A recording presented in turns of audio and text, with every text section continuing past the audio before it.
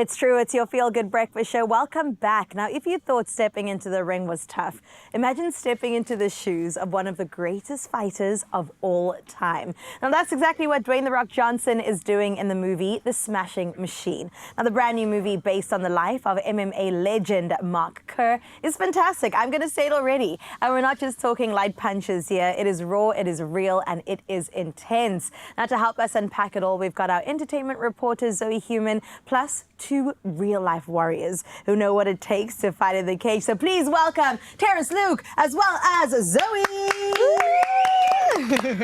Welcome. Thank you. Thank you so much. I do want to say on the note of the earlier chat with Ryle, you guys were saying that movies kind of got you into fighting. So a mention was made about a kid that was bullied, Luke, and then that was the movie that you enjoyed. Yes, what was yes, it called? Yes. Never Back Down. Never Back Down. Did you say there was a movie involved? There was a movie. It was mostly Jean-Claude Van Damme's movies, Kickboxer, the old school Not Rocky? classics. I like that. Well, Ralph mentioned Rocky as well. And here we've got another movie, Zoe. We do have another movie, and this is definitely going to be one that we remember for a very long time. That's right.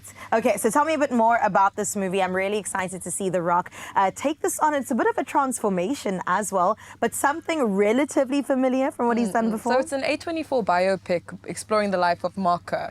Mark wasn't necessarily one of the best fighters in the game, but he has a story that I think is very inspirational for many people, especially in association with his substance abuse and that narrative. So it's not so much a movie about fighting, but it's through fighting that they explore the themes of the movie. And guys, Dwayne "The Rock" Johnson, this is going to be his movie that we remember. This is going to be the movie. You're calling it? I'm calling it that this is going to be the movie that gets this man an Oscar nomination. Ooh, okay, Zoe, that is very bold of you, but let's see in action, in fact, before we get into finding out more about the movie.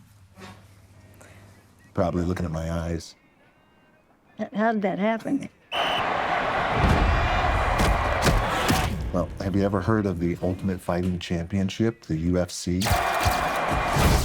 That's the bloody thing they're trying to ban. This guy is the best he has ever seen. Do you hate each other when you fight? Absolutely not. How do you know Mark Kerr? Oh, we go way back. But he's a buddy of mine. Come on, baby. Too much? Never. Too much? No. Please welcome in his octagon debut, Mark Kerr! Winning is the best feeling there is. It's 40,000 people, and they're cheering you on. There's no other high like it in the world. No contract, no money? No money. Do you have any stronger pain medication? Advil? Advil. Advil? Yeah.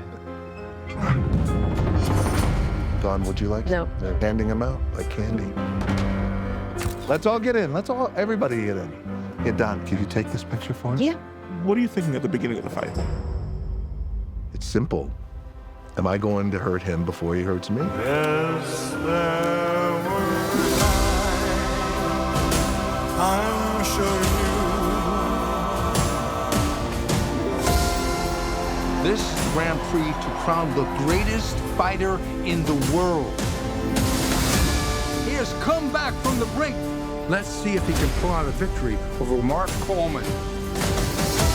Have you spoken to either about fighting such a good friend for a life-changing amount of money? I faced it all. I just need you to let me in. I took the bull. Always about you. Only about you.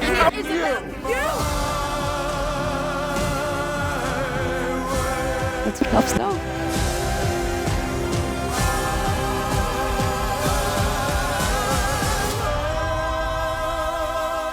Big strong man, I love you. That looks fantastic. So different for The Rock as well. 100%. Unrecognizable, and that's, I think, many thanks to the makeup artist, who I think will also win an Oscar for the work. In that category. The reason I had to come and jump in on this interview, I'm so sorry to just hijack this moment, but we were talking about inspiration with the boys earlier. That looks inspiring as heck. Looks so good. Also, we're so used to seeing The Rock in comedies like Jumanji, for example, that we'd have, or even animations.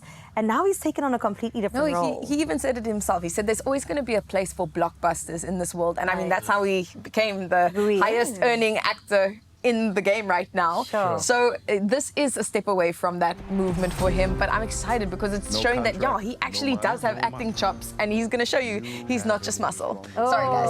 No, it's not about muscle. It's not just about muscle. Your mind. I would love to hear from the boys, though, because we were speaking about how movies and certain individuals like the Irishman can inspire us. Does this give you that sort of feel of inspiration, like want to get you in the ring, get you back in training?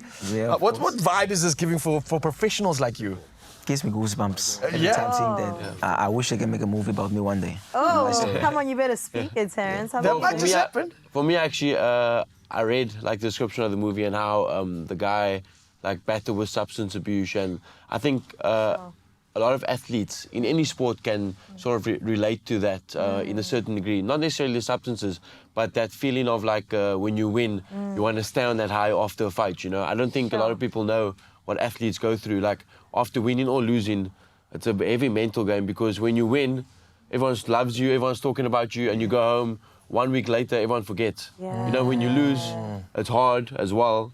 1 week later, everyone forgets. But sometimes winning, actually being on a high, can actually also put athletes in depression. Bro, it's a real thing, and I've actually literally spoken to many athletes about this. I've experienced it myself, where you literally identify with your success, and then you don't get the full accolades and the fulfillment from it. 2 days later, and then you're like, and you realize, and you literally almost go depressed. It's a real thing, bro. You're actually speaking facts here. So it's crazy to see how that can invoke such emotion. And clearly, reasons why this man, I think, is going to be winning awards for this one, because people are literally talking about this nonstop, especially his transformation.